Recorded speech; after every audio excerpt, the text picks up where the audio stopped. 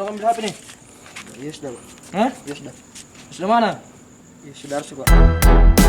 Menelusuri jarak tempuh 50 km, polisi unit Jatanras Polrestabes Makassar meringkus ragil di Takalar.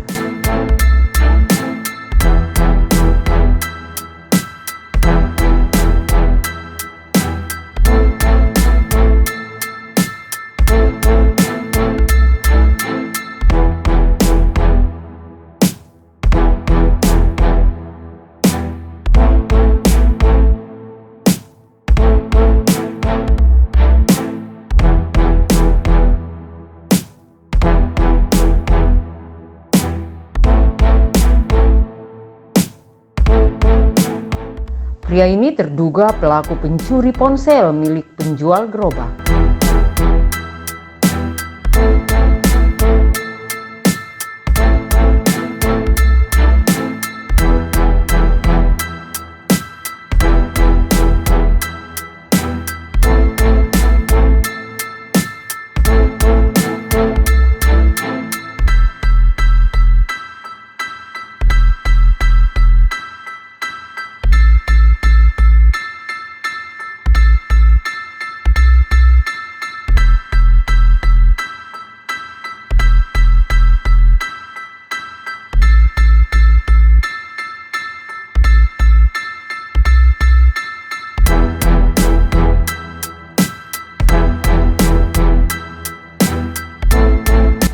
Dia mencuri dengan alasan karena butuh uang untuk beli chip game online.